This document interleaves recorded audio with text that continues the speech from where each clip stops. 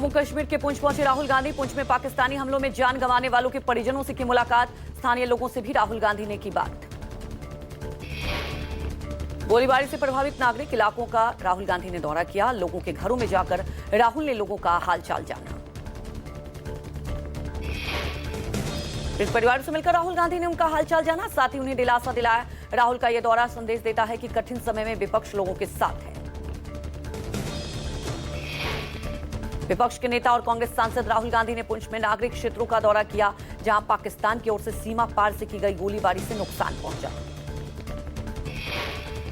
पुंछ में हाल ही में हुई क्रॉस बॉर्डर फायरिंग, मिसाइल और ड्रोन हमलों से कई मासूम नागरिकों की जान चली गई, कई परिवार उजड़ गए।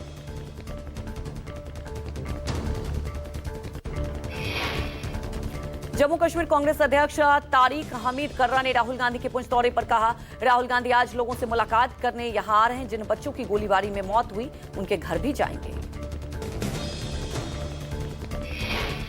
He is the first national leader जो यहां आएंगे और लोगों के साथ सॉलिडेरिटी के लिए वो यहां आ रहे हैं। और साथ में ही जो 2 बच्चे जो जिनकी डेथ हुई थी, ट्विंस जो थे, हालांकि वो लोग उनके घर में कोई नहीं है, लेकिन वहां भी वो जाएंगे देखने। भारत मंडपम में नीति आयोग की 10वीं गवर्निंग काउंसिलिंग बैठक। पीएम मोदी की अध्यक्षता में हो रही मीटिंग। केंद्र राज्य सरकारों में बेहतर समन्वय पर चर्चा। कई राज्यों के मुख्यमंत्री बैठक में शामिल। विकसित राज्य से विकसित भारत थीम पर चर्चा। रोजगार उन्मुखता और कौशल विकास पर हो रही है चर्चा। नीति आयोग की गवर्निंग काउंसिल बैठक में 5 राज्यों के सीएम ने नहीं लिया हिस्सा। बंगाल, केरल, बिहार, पांडिचेरी के सीएम ने नहीं लिया हिस्सा।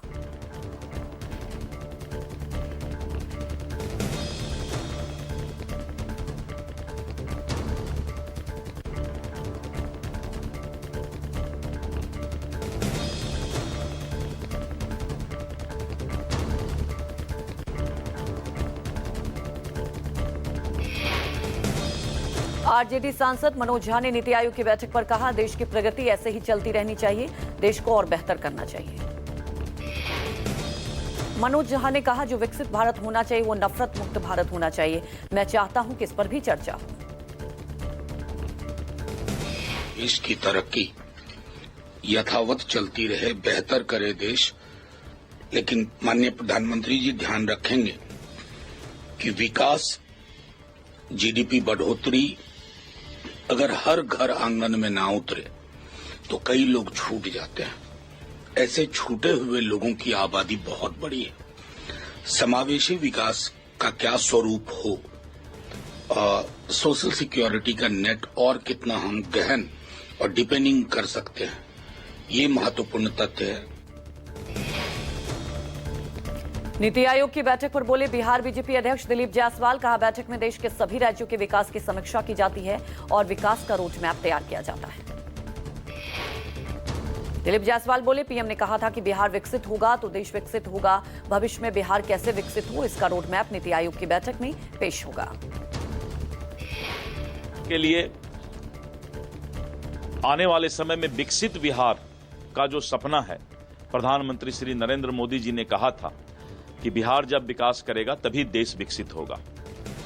तो बिहार के लिए विशेष चिंता केंद्र सरकार की है और नीति आयोग में माननीय मुख्यमंत्री जी और हमारे सरकार के लोग जो हैं, आने वाले समय में विकसित बिहार कैसे बने, इसका रोड मैप प्रस्तुत करेंगे। पाकिस्तान को बेनकाब करने के लिए सर्वदलीय सांसदों के 2 दल और रवाना। शशि थरूर की अगुवाई में अमेरिका और बैजयंत की टीम सऊदी हुई रवाना। बीजेपी सांसद बैजयंत पांडा के नेतृत्व में डेलीगेशन बहरीन पहुंचा। प्रतिनिधिमंडल में पूर्व विदेश सचिव हर्षवर्धन श्रृंगला, एआईएम सांसद असुद्दीन ओवैसी, राज्यसभा सांसद रेखा शर्मा, बैजयंत पांडा, जम्मू कश्मीर के पूर्व सीएम गुलाम नबी आजाद शामिल हैं।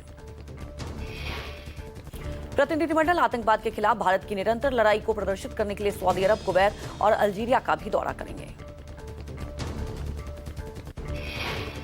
रविशंकर प्रसाद और सुप्रिया सुले का डेलीगेशन की आज रवानगी। 5 जून तक विदेश दौरा पर रहेंगे डेलीगेशन। रविशंकर प्रसाद की टीम यूरोप और सुप्रिया सुले अपने दल के साथ जाएंगी साउथ अफ्रीका। आज रवाना होने वाले सांसदों के डेलीगेशन की शुक्रवार को ब्रीफिंग हुई। संसद भवन में विदेश सचिव विक्रम मिस्री ने उन्हें ऑपरेशन सिंदूर की जानकारी के साथ ही पाक के खिलाफ सबूतों की विस्तृत जानकारी दी। कांग्रेस सांसद शशि थरूर ने कहा, आतंकवाद के मुद्दे पर पाक को बेनकाब करने का संदेश साफ है। एनसीपी सांसद सुप्रिया सुले ने भी ब्रीफिंग की सराहना करते हुए कहा, हम साउथ अफ्रीका, मिस्र, इथोपिया और दोहा जा रहे हैं। हम टेररिज्म को लेकर जीरो टॉलरेंस की नीति पर कायम हैं और रहेंगे। पश्चिमी चंपारण के बेतिया में बीजेपी सांसद संजय जायसवाल ने कहा, अंतर्राष्ट्रीय राजनीति में सांसदों और कूटनीति की बहुत बड़ी भूमिका होती है। संजय जायसवाल बोले, पाकिस्तान में आतंकी और सेना में कोई फर्क नहीं, वहां की सेना और आईएसआई ही आतंकवाद को पोषित करती है। ऑपरेशन सिंदूर से उनका जवाब दिया वह आवश्यक था, क्योंकि पाकिस्तान में आतंकवादी और सेनाओं में कोई अंतर नहीं है। वहां की सेना और आईएसआई ही है जो आतंकवाद को पोषित करने का काम करती है, और जो भी आतंकवादी घटनाएं होती हैं वह सब आईएसआई के साजिश का नतीजा है। झारखंड के लातेहार में उग्रवादियों और पुलिस के बीच मुठभेड़, सुरक्षा बलों ने मार गिराए 2 नक्सली। पुलिस के एनकाउंटर में 10 लाख का इनामी जेजेएमपी सुप्रीमो पप्पू लोहड़ा और 5 लाख का इनामी प्रभात गंजू ढेर। पुलिस ने घायल कैडर को जिंदा पकड़ा। पकड़े गए नक्सली के पास से इंसास राइफल भी बरामद। छत्तीसगढ़ में बड़ी संख्या में नक्सलियों के सरेंडर करने की खबर। जर्मनी में विदेश मंत्री एस जयशंकर ने फिर साफ किया कि न्यूक्लियर ब्लैकमेलिंग पर भारत अब नहीं झुकेगा और न ही हम आतंकवाद को अब बर्दाश्त करेंगे। विदेश मंत्री ने कश्मीर पर तीसरे पक्ष की भूमिका को पूरी तरह खारिज किया। एस जयशंकर ने कहा, भारत पाक संघर्ष के खत्म होने में किसी तीसरे देश की कोई भूमिका नहीं। ट्रंप द्वारा युद्ध को खत्म कराने के दावे पर कसा तंज। एस जयशंकर ने कहा, भारत पाक के संघर्ष इसलिए खत्म हुआ क्योंकि हमने उन्हें 10 मई को जबरदस्त हिट किया। कांग्रेस नेता राहुल गांधी का विदेश मंत्री एस जयशंकर पर हमला जारी। पूछे 3 सवाल। पूछा, जे बताएं कि भारत को पाकिस्तान के साथ क्यों जोड़ा गया, पाक की आलोचना में दुनिया का साथ क्यों नहीं मिला। राहुल गांधी ने आरोप लगाया कि मौजूदा सरकार की वजह से देश की विदेश नीति ध्वस्त हो चुकी है। बीजेपी सांसद निशिकांत दुबे ने राहुल को दिया करारा जवाब। राहुल से साल 1991 में पाकिस्तान से हुए समझौते को लेकर पूछा, सेना के मूवमेंट और युद्धाभ्यास की जानकारी साझा करने का समझौता क्यों किया गया। झारखंड के गोड्डा से सांसद निशिकांत ने एक्स पर एक डॉक्यूमेंट साझा कर कांग्रेस पर हमला किया। निशिकांत दुबे ने पूर्व पीएम नेहरू से लेकर राजीव गांधी तक की पाक नीति पर सवाल उठाए। सीज फायर पर जयराम रमेश ने उठाए सवाल। कहा, 11 दिनों में 8वीं बार ट्रंप ने युद्ध विराम का श्रेय लिया। पश्चिम बंगाल सीएम ममता बनर्जी ने भी पहलगाम हमला और ऑपरेशन सिंदूर पर संसद का विशेष सत्र बुलाने की मांग उठाई है। दिल्ली में एलजी और राज्य सरकार के बीच अधिकारों की कानूनी लड़ाई खत्म। रेखा गुप्ता सरकार ने पूर्ववर्ती आप सरकार के अधिकारों को लेकर सुप्रीम कोर्ट में दायर 7 याचिकाएं वापस ली। बिहार चुनाव से पहले भाकपा माले ने बढ़ाई महागठबंधन की टेंशन। माले ने कहा, स्ट्राइक रेट के मुताबिक हो सीट शेयरिंग। केंद्रीय मंत्री चिराग पासवान ने बिहार विधानसभा चुनाव पर दिया बयान कि मैं गठबंधन की मर्यादा नहीं तोड़ूंगा। सीट शेयरिंग पर सार्वजनिक मंच से बयानबाजी को बताया गैर जरूरी। यूपी के डिप्टी सीएम केशव प्रसाद मौर्य ने कांग्रेस अध्यक्ष खड़गे और राहुल गांधी पर किया वॉर। एक्स पर पोस्ट कर दोनों की जोड़ी को बताया उबाऊ और थकाऊ। दिल्ली में सीमा सुरक्षा बल अलकरन समारोह में बोले अमित शाह, ऑपरेशन सिंदूर तब बना जब हमारे प्रधानमंत्री की दृढ़ इच्छा शक्ति और सेना का अद्भुत प्रदर्शन एक साथ आए। आईएमएफ ने पाकिस्तान को पैकेज देने पर दिया जवाब। भारत की ओर से पूछे गए सवाल पर आईएमएफ ने दी सफाई। आईएमएफ संचार विभाग की निदेशक जूली कॉजेक ने कहा कि आईएमएफ ने पिछले साल सितंबर में पाकिस्तान को दी गई विस्तारित कोष सुविधा की समीक्षा के बाद नए लोन की मंजूरी दी है। आईएमएफ के संचार निदेशक ने दिया आश्वासन कि अगर पैसे का गलत इस्तेमाल हुआ तो अगली समीक्षा में इस बात का ख्याल रखा जाएगा।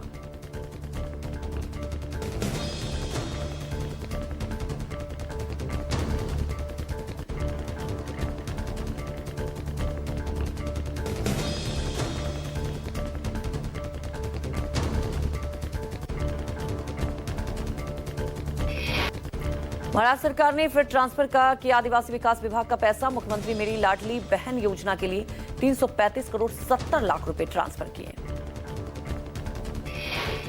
महिला एवं बाल कल्याण विभाग को ट्रांसफर किया गया। आदिवासी विभाग की 335 करोड़ मई माह की किस्त के रूप में पात्र महिलाओं को बांटा जाएगा ये पैसा।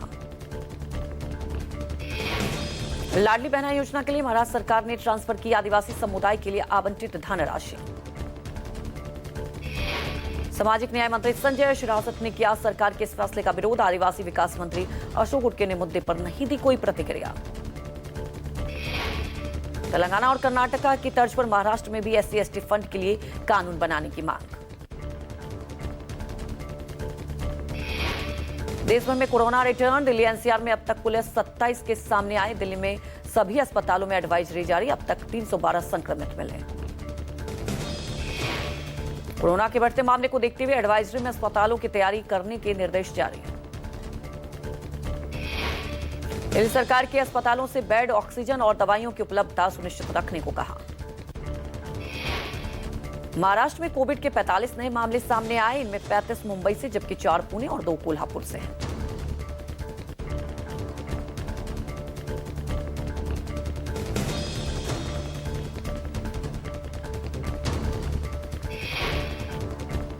केरल के तिरुवनंतपुरम में भारी बारिश से उखड़ गए कई पेड़। प्रशासन की ओर से लगातार जारी है पेड़ों को मलबे को हटाने का काम।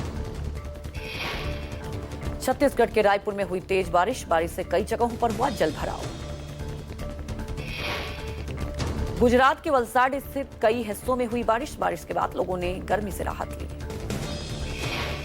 उत्तराखंड के केदारनाथ यात्रा मार्ग पर हुई भारी बारिश। अगस्त मुनि के पास आधा दर्जन दोपहिया वाहन क्षतिग्रस्त हुए। महाराष्ट्र से लेकर केरल तक कई जगहों पर भारी बारिश। आंधी का अलर्ट। मुंबई, ठाणे, पालघर में आज और कल के लिए ऑरेंज अलर्ट। यूपी में बुधवार को आए तूफान और बारिश से 55 लोगों की मौत। राज्य के 60 जिलों में आज भी बारिश का अलर्ट। बरेली के इज्जतनगर के होटल में चल रहे सेक्स रैकेट का पुलिस ने किया भंडाफोड़। 7 कॉल गर्ल्स समेत 10 लोग गिरफ्तार। कॉल गर्ल्स में पश्चिम बंगाल, झारखंड, लखनऊ और राजस्थान की लड़कियां भी शामिल। पुलिस ने आरोपियों के पास से 82,500 नगद बरामद किए।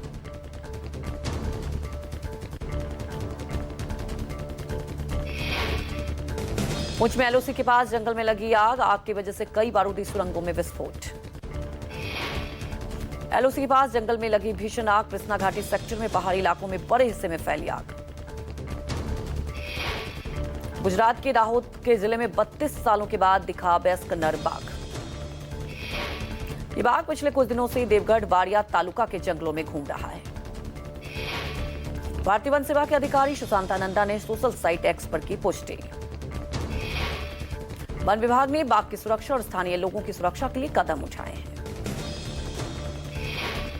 इंग्लैंड टूर के लिए टीम इंडिया का ऐलान। आज 5 टेस्ट मैच की सीरीज के लिए टीम इंडिया का होगा ऐलान। टीम इंडिया का चयन मुंबई में BCCI हेडक्वार्टर में होगा। रोहित के संन्यास के बाद गिल को मिल सकती है कप्तानी। रेस में KL राहुल और ऋषभ पंत भी शामिल। समर्थन किया है। जर्मनी के चांसलर फ्रेडरिक मर्च ने आतंक के खिलाफ जंग में भारत का खुलकर समर्थन किया। ITC की चौथी तिमाही में मुनाफा 300% बढ़ा। मुनाफा 19,727 करोड़ रुपए रहा। गूगल पर सुसाइड मामले में मुकदमा चलेगा। 14 साल के लड़के ने खुद को गोली मारी थी। बजाज ऑटो ने KTM को खरीदने का ऐलान किया है।